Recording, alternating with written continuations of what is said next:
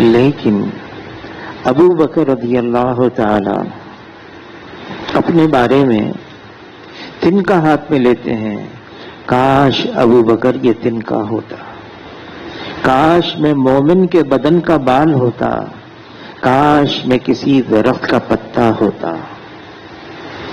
کوئی بناوٹ نہیں ہے یہاں پر، کوئی تصنع نہیں، کوئی دکھاوا نہیں، جو دل میں ہے وہ ابو بکر رضی اللہ تعالیٰ عنہ کی زبان پر ہے۔ واقعی وہ اپنے بارے میں یہ خیال کر رہے ہیں۔ کون ہے ابو بکر؟ فرمایا جنت کے 8 دروازے کھلے ہوئے ہیں، ہر دروازے سے پکار آئے گی، اے ابو بکر یہ اعزاز میرے حصے میں آئے، میری جانب سے آپ جنت میں داخل ہو۔ لیکن اپنے بارے میں یہ حال ہے۔ عمر رضی اللہ تعالیٰ عنہ جن کے بارے میں حضور صلی اللہ علیہ وسلم فرما گئے میرے بعد کوئی نبی نہیں، اگر نبی ہوتا تو عمر ہوتا، لیکن عمر رضی اللہ تعالیٰ عنہ ساری رات رو رہے ہیں، کاش میری ماں نے مجھ کو جنا ہی نہ ہوا ہوتا۔ عمر رضی اللہ تعالیٰ عنہ خلیفہ وقت ہیں، امیر المومنین ہیں، مدینہ منورہ کی گلی میں آواز لگا رہے ہیں، آ جاؤ الصلاۃ الجامعہ، مسجد میں جمع ہو جاؤ۔ سب کو جمع کیا، ممبر پر کھڑے ہو گئے اور کھڑے ہو کر فرمانے لگے، میں وہ ہوں کہ مجھے اونٹ بھی چرانے نہیں آتے تھے، میری پھپھی کہتی تھی بڑے ہو کر کرو گے کیا، میں وہ ہوں۔ یہ کہہ کر اتر گئے ممبر سے۔ ساتھیوں نے کہا امیر المومنین کیا صرف اس کے لیے جمع کیا تھا؟ کہاں صرف اس کے لیے جمع کیا تھا؟ کسی نے عمر رضی اللہ تعالیٰ کی تعریف کر دی، آپ کی رعایا اتنا پھیل گیا، پانی کا مشیزہ لے کر مدینے کی گلیوں میں نکل گئے، لوگوں کو پانی پلا رہے ہیں۔ ارے امیر المومنین آپ یہ کام کر رہے ہیں؟ فرمایا کہ طبیعت میں یہ بات آئی، اس اثر کو زائل کر دوں کہ اس نے میری تعریف کیوں کی۔ کسی نے اتنا کہہ دیا ہے عمر تمہاری وجہ سے دین چمک گیا، فرمایا نہیں، یہ دین ہے جس کی وجہ سے عمر چمکا ہے۔ حضور صلی اللہ علیہ وسلم سید ولد آدم ہیں، آدم علیہ السلام کی نسل میں سب سے اونچے ہیں، سید الاولین ہیں، سید الآخرین ہیں، لا یمکن الثنا کما کان حقہ بعد از خدا بزرگ۔ تو یہ قصہ مختصر، اللہ کے بعد رتبہ ہے حضور صلی اللہ علیہ وسلم کا ہے، امام الانبیاء ہیں، لیکن حضور صلی اللہ علیہ وسلم اللہ سے مانگ رہے ہیں، اللہم اجعلنی فی عینی صغیرا وفی اعین الناس کبیرا، اے اللہ مجھے اپنی نگاہ میں چھوٹا بنا دے، بے شک اوروں کی نگاہ میں مجھے اونچا کر دے۔ چھوٹا بن کے چلنا، جتنی اللہ کی معرفت کھلے گی آدمی اپنی حیثیت کو مٹاتا چلا جائے گا، اور پھر جو چھوٹا بنتا ہے، چھوٹا بن کر چلتا ہے، تو جو اس کو کہہ دے اس کے لیے کرنا آسان ہے، وہ چھوٹا ہے، میں تو کچھ بھی نہیں، میری کوئی حیثیت نہیں۔ حضور صلی اللہ علیہ وسلم کی تعلیمات میں ہے، دیکھو خامی دیکھنی ہے تو اپنے آپ کو دیکھو، اوروں کی خوبیاں دیکھو، خامی مت دیکھو اوروں کے اندر۔ عیب جوئی سے منع کیا ہے، دوسروں کی خامیاں دیکھنے سے جناب رسول اللہ صلی اللہ علیہ وسلم نے منع فرمایا ہے۔ بے عیب ذات صرف ایک اللہ کی ہے، اللہ میں کوئی کمی نہیں، کوئی کجی نہیں، کوئی خامی نہیں، یکتر اللہ تعالیٰ ہر عیب سے پاک اور صاف ہے، سبحان اللہ۔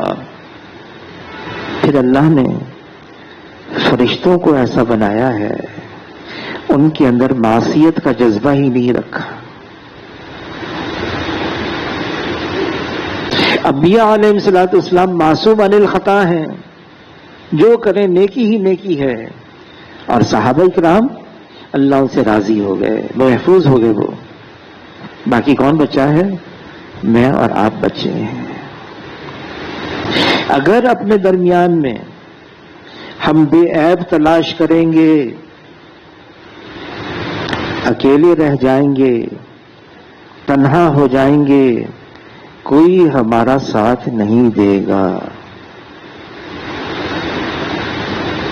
کرنا کیا ہے؟ لوگوں کی خوبیاں. ابو بکر رضی اللہ تعالیٰ عنہ فرماتے ہیں کسی مسلمان کو حقیر نہ جانو کہ صغیر مسلمان بھی اللہ کی نگاہ میں کبیر ہے. کسی نے کہا ظاہر نگاہ کم سے کسی رند کو نہ دیکھ، کیا جانے اس کریم کو تو پسند ہے کہ وہ. کسی کا کیا درجہ ہے اللہ کے یہاں ہم نہیں جانتے. جس کو ہم کم سمجھ رہے ہیں نا، ہو سکتا ہے اللہ کے یہاں اس کا رتبہ بہت اونچا ہو. ہمیں کیا کرنا ہے؟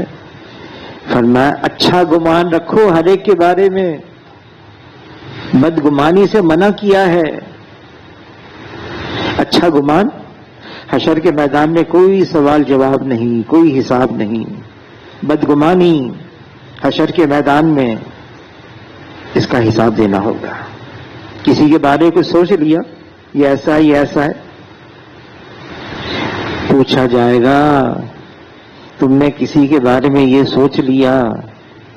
ثبوت لاؤ، ثبوت. اس وقت تک پیچھا نہیں چھوٹے گا جب تک جو ہم نے سوچا کسی کے بارے میں ثبوت پیش نہ کریں. اپنی حیثیت کو مٹانا، میں کچھ بھی نہیں، تکبر کیا ہے.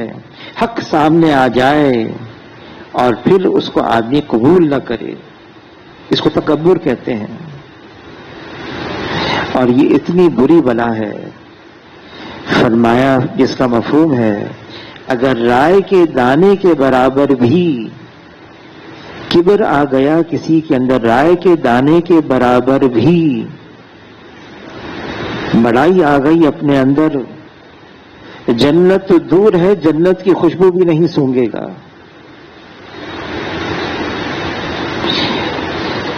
بڑائی صرف اللہ کے لیے ہے، بڑائی اللہ کی صفت ہے، بڑائی اللہ کا حق ہے.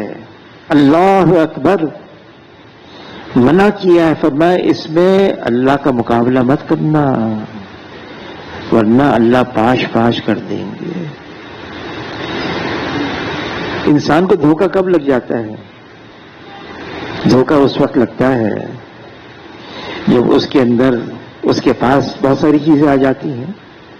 فرعون یہ ملک مصر میرا ہے، دریا بہہ رہے ہیں میرا ہے، محلات میرے ہیں، انا ربکم الاعلی، میں سب سے بڑا رب ہوں. دھوکے میں پڑ گیا. یہ چیزیں دھوکہ دیتی ہیں انسان کو. قوم عاد ہم سے زیادہ کون طاقتور ہے؟ ہم سے زیادہ. اور واقعی اللہ نے ان کو طاقت دی تھی.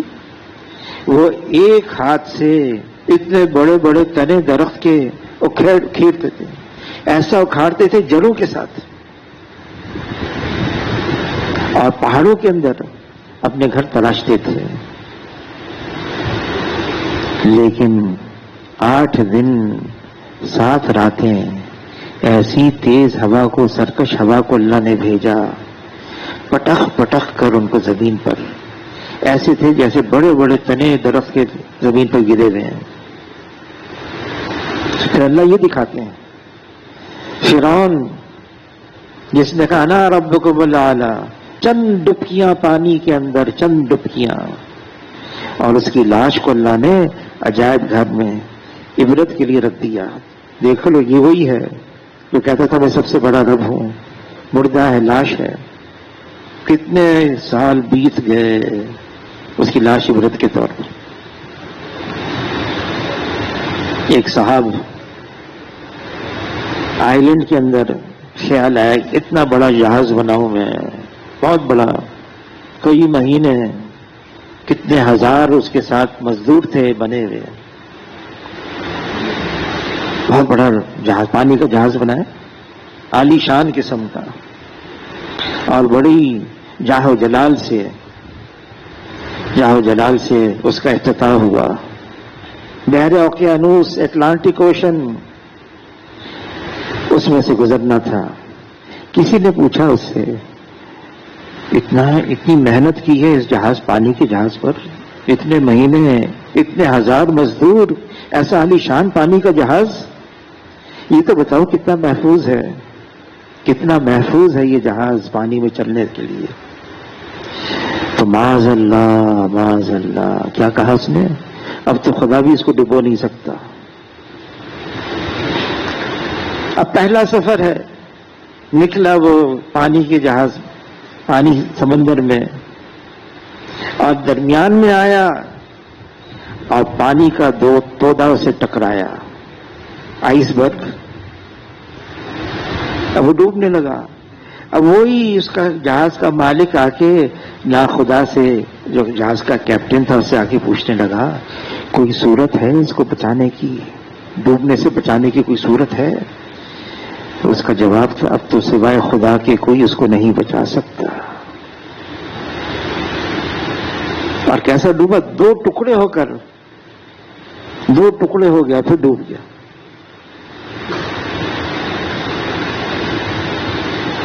فضائل صدقات میں شیخ الحدیث مولانا زکریا صاحب رحمت اللہ نے واقعہ لکھا ہے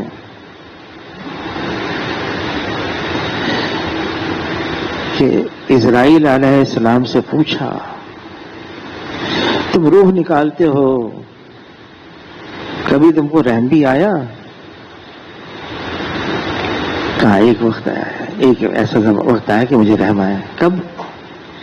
کہا کہ بیچ سمندر میں جہاز ڈوب گیا، ایک تختے پر ایک عورت اور اس کا معصوم بچہ رہ گئے بیچ سمندر میں۔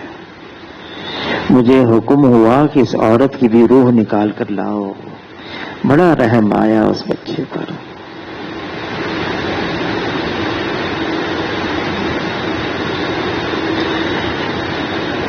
پھر دوسرا وقت کیا تھا؟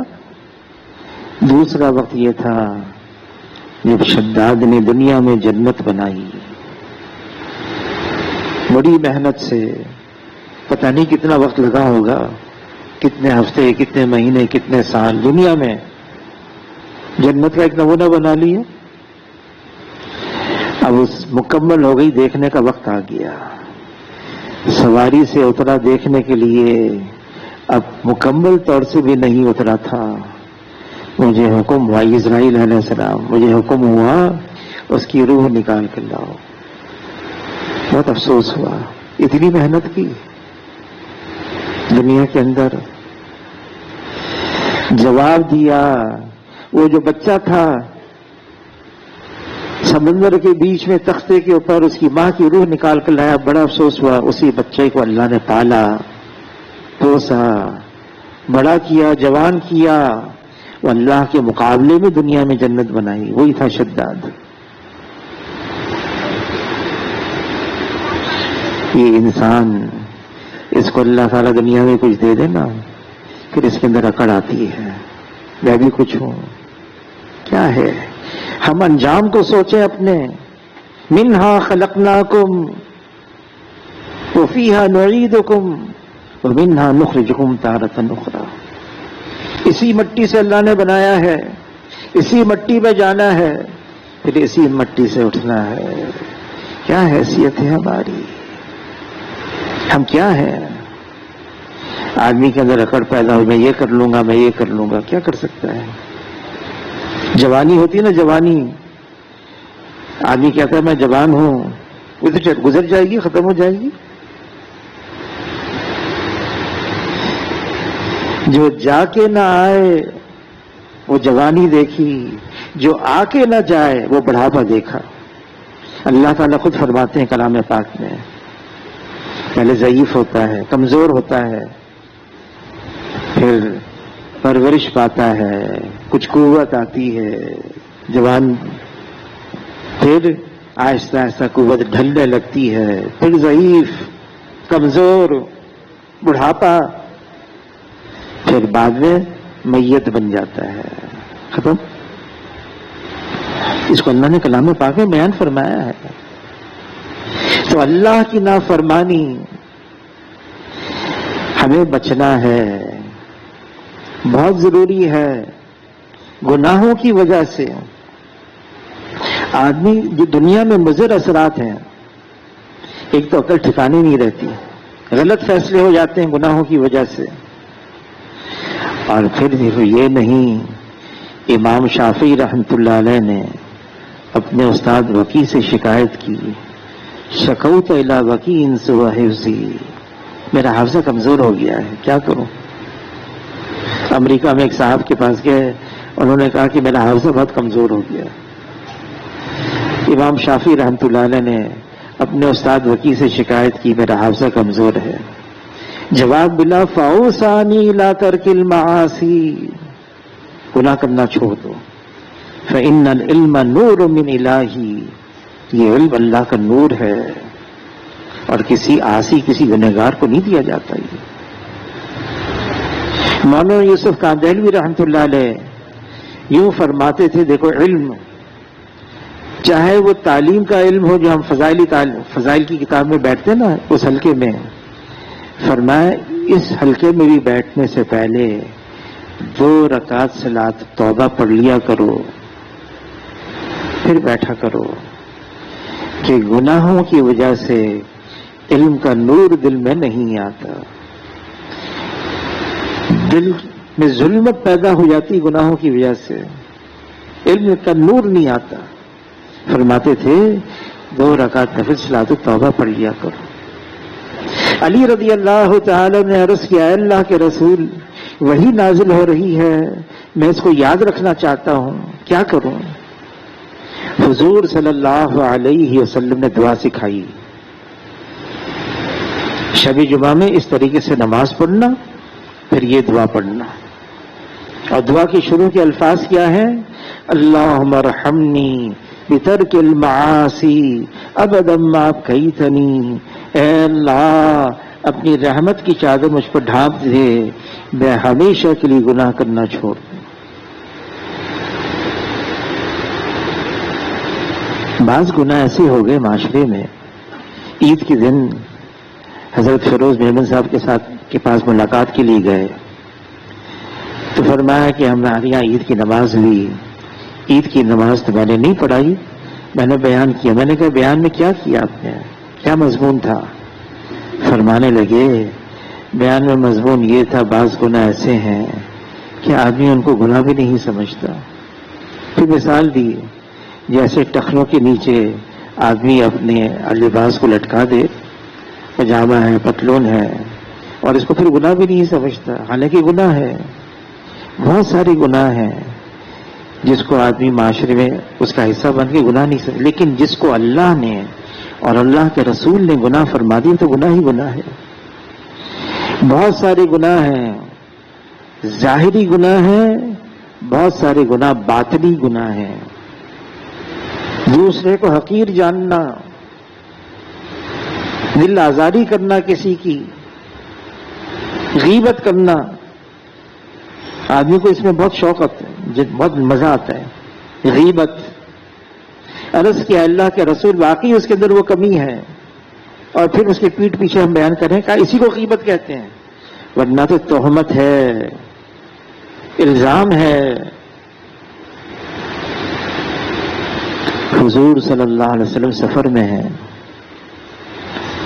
ابو بکر رضی اللہ تعالیٰ عنہ، عمر رضی اللہ تعالیٰ عنہ، کتنی اونچی ہستیاں ہیں یہ، جن کے بارے میں فرمایا جناب رسول اللہ صلی اللہ علیہ وسلم نے، زمین پر میرے یہ 2 مشیر ہیں، ابو بکر اور عمر، اور ان کا خیمہ الگ تھا، ان کو ایک غلام دے دیا خدمت کے لیے۔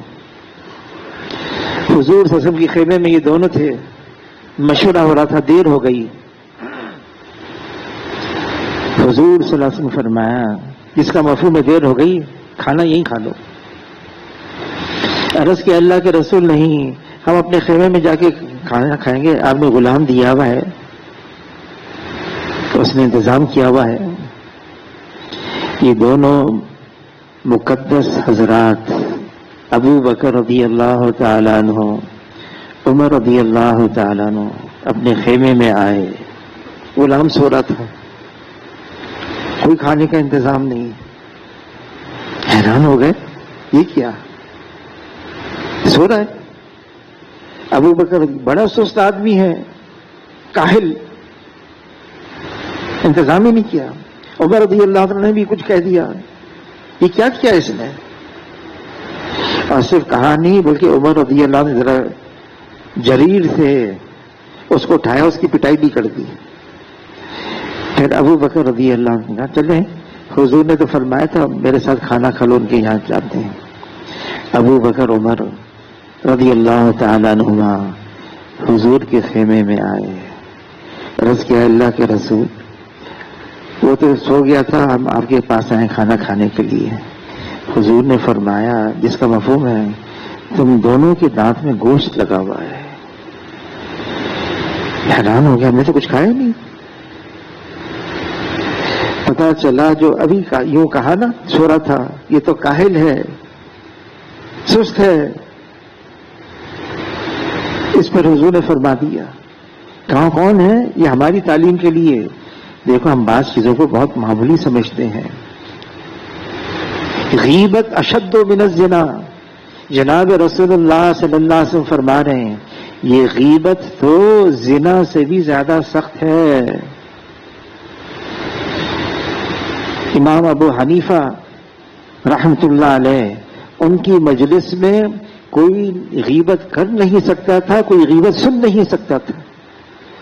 اور فرماتے تھے دیکھو دونوں گناہ میں برابر ہے کہ شریک ہیں، غیبت کرنے والا بھی غیبت سننے والا بھی، دونوں گناہوں میں برابر کے شریک. اور غیبت سے آدمی کی نیکیاں ضائع ہو جاتی ہیں، اس کے پاس چلی جاتی جس کی غیبت کی ہے. تو اس لیے امام ابو حنیفہ رحمۃ اللہ علیہ فرماتے ہیں اگر غیبت کرنی تو ماں کی کیوں نہ کریں، نیکیاں ماں کے پاس جائیں گی نا، کسی اور کی کیوں کریں. غیبت کرنے سے آدمی کی دعا کی قوت بھی ختم ہو جاتی ہے. دعا جو مانگتا ہے اس کی جو قوت ہے غیبت کرنے سے وہ زائل ہو جاتی ہے، اور آدمی کو بلا وجہ سے مزہ آتا ہے. شیخ الحدیث مولانا زکریا صاحب رحمۃ اللہ علیہ، ان کے یہاں رمضان کے مہینے میں اعتکاف ہوتا تھا. فرماتے تھے جتنا مرضی ہے افطاری کے بعد کھاؤ، پھر جتنا مرضی ہے دن میں سو، لیکن آپس میں بات نہ کرنا. اس لیے آپس کی گفتگو سے غیبتیں ہو جاتی ہیں. غیبت اس سے بچایا گیا ہے. پھر بہت سارے ایسے گناہ ہیں، بغض، حسد، اس کے مضر اثرات ہیں. مولانا احمد علی لاہوری رحمۃ اللہ علیہ انہوں نے فرمایا، لاہور میں تھے، جڑا والا گیٹ تھا، وہاں پر ان کی جگہ تھی، درس دیتے تھے. ایک نے پوچھا کہ مضر اثرات کیا ہیں گناہوں کے؟ کہا شکل بدل جاتی ہے. کہا کیسے بدلتی ہے؟ کہا شکل بدل جاتی ہے. کوئی بلی ہے، کوئی کتا ہے، کوئی اور جانور ہے، جانور کی شکل بن جاتی. تو وہ صاحب پوچھنے لگے حضرت مجھے بھی ایسا کچھ نظر آ جائے؟ کہ نہیں نظر آ جائے. بہت اصرار کیا، اپنی ٹوپی ان صاحب کو پہنا دی. جاؤ انارکلی بازار ہے وہاں پر لاہور میں، وہاں ایک چکر لگا کر آ جاؤ. چکر لگا کر آئے، بہت پریشان، حالت خراب ہو گئی. کیا ہوا؟ کہ کوئی بلی کی شکل میں، کوئی کتے کی شکل میں، کوئی خنزیر کی شکل میں بھی، انسان کی شکل تو نہیں ہے. کہ ٹوپی واپس کرو. یہ ٹوپی بھی عجیب ہے. خالد بن ولید رضی اللہ تعالیٰ عنہ فرماتے ہیں کتنے مارکوں میں گیا، جان دینے کے لیے گیا، زخمی ضرور ہوا لیکن جان نہیں گئی۔ کہ کیا وجہ؟ کہ میں جو ٹوپی پہنتا ہوں اس میں حضور صلی اللہ علیہ وسلم کے 3 بال مبارک ہیں، ایک دائیں جانب، ایک بائیں جانب اور ایک بیچ میں میں نے اندر لگایا ہوا ہے، سیا ہوا ہے، اس کی برکات ہے۔ خیر ٹوپی واپس کر دی تو وہ صاحب اصرار کرنے لگے، حضرت میں کس شکل میں ہوں؟ رہنے دو، کرنے نہیں، اتنا تو بتا دیں انسان کی شکل ہے یا کچھ اور؟ کا ایک معصوم جانور کی شکل ہے۔ چہرے کی رونق یہ تو اعمال کی وجہ سے، اپنے آپ کو گناہوں کی وجہ سے بچانے کی وجہ سے ہوتی ہے۔ ایمان والے کی چہرے پر جو رونق ہوتی ہے، چاہے وہ حبشی کی کیوں نہ ہو، چہرے پر رونق ہے، اور چاہے وہ انگریزی کیوں نہ ہو۔ وہاں پر کیلیفورنیا کے اندر جماعت میں گئے، ایک صاحب آئے اپنے بچوں کو لے کر۔ میں نے کہا بچے تو آپ کے بڑے خوبصورت ہیں، کیا آپ کی بیوی انگریز ہے؟ کہا انگریز خوبصورت ہوتا ہے کیا؟ کہا میری بیوی پاکستان کی ہے، ایمان والی ہے، تقوی والی ہے، یہ ان کے ذریعے سے اللہ نے مجھے یہ 2 بیٹے دیے ہیں، یہ حافظ قرآن ہے، یہ عالم دین ہے، ایسی خوبصورت ماشاءاللہ۔ کیا ہے؟ ایمان کی ایک رونق ہوتی ہے، اسلام کا ایک نور ہوتا ہے جو انسان کے چہرے سے ظاہر ہوتا ہے، گناہوں سے جو اپنے آپ کو بچا کے رکھتا ہے۔ صرف چہرہ نہیں، اس کے دل میں نورانیت آتی ہے۔ حضور صلی اللہ علیہ وسلم فرماتے ہیں، جس کا مفہوم ہے کہ جو اپنی نگاہوں کی حفاظت کرے، دیکھ سکتا ہے، کوئی روک ٹوک بھی نہیں ہے، اور ماحول بھی ایسا ہے، کچھ کہے گا بھی نہیں، قوت بھی طاقت بھی، غلط جگہ دیکھ سکتا ہے، لیکن اللہ کی وجہ سے اس نے اپنی نگاہوں کی حفاظت کی۔ حدیث پاک کا مفہوم ہے، اس کو اللہ تعالیٰ ایسا ایمان کی چاشنی عطا فرماتے ہیں، ایسے ایمان کا سرور عطا فرماتے ہیں جس کی لذت کو اپنے دل میں وہ محسوس کرتا ہے، اس کا دل نورانی ہو جاتا ہے، اپنے آپ کو بچا کے رکھا ہے۔ ہمیں اس کا اہتمام کرنا ہوگا، اس کی فکر کرنی ہوگی۔ ماحول بہت بگڑ گیا، بہت زیادہ چیزیں ایسی آ گئی ہیں، لیکن اپنے آپ کو بچا کے رکھنا بہت ضروری ہے۔ بہرحال موت تو آنی ہے، جانا تو ہے نا، اللہ کی حاضری ہے، پھر جواب دینا ہے، نامہ اعمال سارے سامنے ہوں گے، تولا جائے گا، نیکی کا بھی پل رہا ہوگا، بدی کا بھی پل رہا ہوگا، سب اعمال تولے جائیں گے، اور پھر وہاں پر حساب کتاب دینا ہے۔ لیکن اس کے اثرات دنیا میں بھی پڑتے ہیں، اس لیے اللہ تعالیٰ ہم سب کی حفاظت فرمائیں، اور اللہ تعالیٰ ہمیں سب کو گناہوں سے بچا کے رکھے۔